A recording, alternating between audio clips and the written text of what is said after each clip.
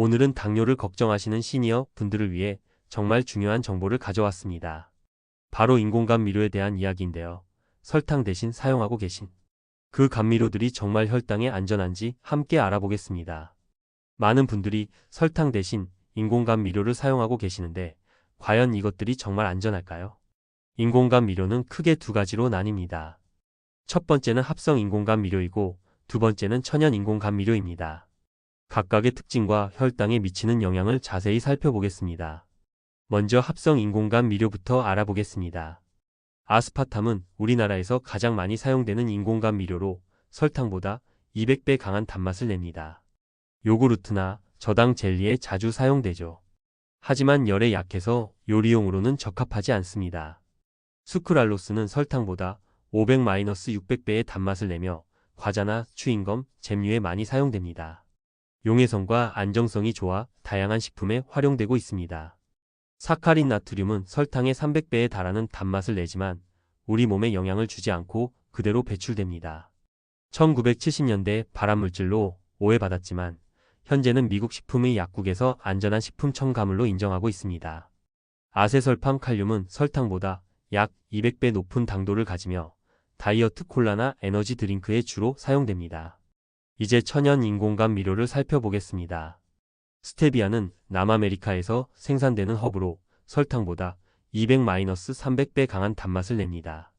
탄수화물과 칼로리가 없으며 혈당이나 인슐린에 영향을 주지 않아 당뇨 환자에게 좋습니다.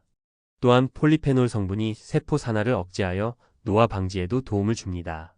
알룰로스는 무화과나 건포도 같은 과일에서 발견되는 천연 감미료입니다. 설탕과 거의 비슷한 단맛을 내지만 칼로리는 훨씬 적고 혈당 급등을 유발하지 않습니다. 프리바이오틱스 효과가 있어 장내 유익한 박테리아 성장을 촉진하고 지방 연소를 지원할 수도 있습니다. 에리스리톨은 자일리톨과 유사하며 제로콜라에 첨가되는 감미료입니다. 단맛은 설탕보다 약간 부족하지만 칼로리가 매우 낮아 다이어트 효과가 좋습니다. 열로 인해 단맛이 변하지 않아 요리에 사용하기 좋습니다. 여기서 특별히 주의해야 할 감미료가 하나 있습니다.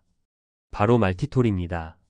말티톨은 당알코올의 일종으로 설탕의 약 70-90%에 해당하는 단맛을 내며 칼로리는 2.1kcal로 설탕의 절반 수준입니다.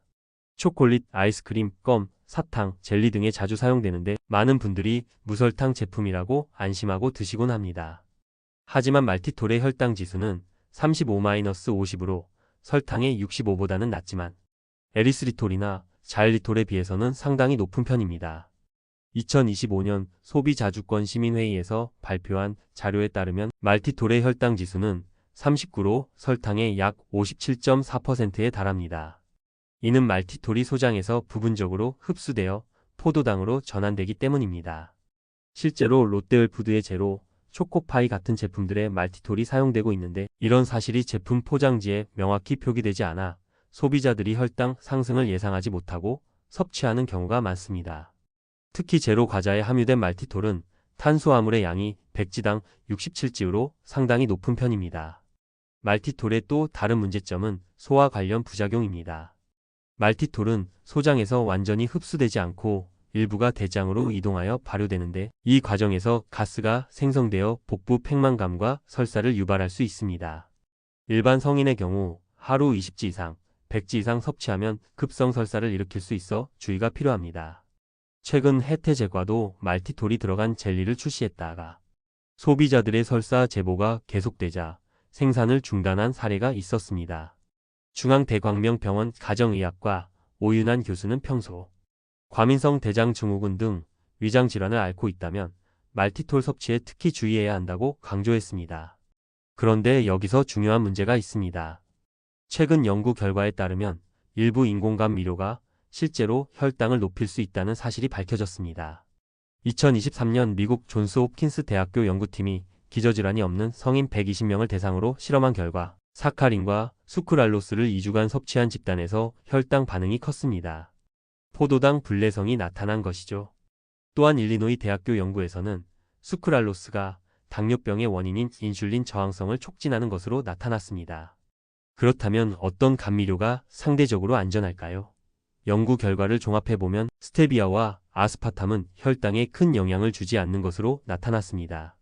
알룰로스 역시 혈당 급등을 유발하지 않아 당뇨병 환자에게 탁월한 선택이 될 수 있습니다. 하지만 여기서 주의해야 할 점들이 있습니다. 첫째, 알룰로스는 85도 이상의 열이 가해지면 과당으로 변할 수 있어 조리 시에는 불을 약불로 줄이고 마지막에 추가하는 것이 좋습니다. 둘째, 스테비아는 설탕보다 200배 이상 달기 때문에 소량씩 추가하면서 맛을 봐야 합니다. 체중 1kg당 하루 4mg의 권장량을 초과하면 복통이나 구토 같은 부작용이 나타날 수 있습니다. 셋째, 에리스리톨은 약간 씁쓸한 맛을 지니고 있어 개인의 취향에 따라 호불호가 갈릴 수 있습니다. 넷째, 말티톨의 경우 혈당 지수가 상대적으로 높고 소화 부작용이 있으므로 당뇨 환자나 혈당 관리가 필요한 분들은 가능한 한 피하거나 매우 제한적으로 사용하는 것이 좋습니다. 그렇다면 시니어 분들은 어떻게 인공 감미료를 선택하고 사용해야 할까요? 첫째, 혈당에 상대적으로 안전한 스테비아, 알룰로스, 아스파탐을 우선적으로 고려하세요. 특히 스테비아와 알룰로스는 천연 유래 성분이라 더욱 안심할 수 있습니다. 둘째, 사카린과 수크랄로스는 혈당을 높일 수 있다는 연구 결과가 있으니 가능한 한 피하거나 매우 제한적으로 사용하세요. 셋째, 말티톨이 함유된 제품은 특히 주의하세요. 무설탕이라고 표기되어 있어도 혈당 지수가 39에 달하며 과다 섭취 시 설사와 복부 팽만감을 유발할 수 있습니다.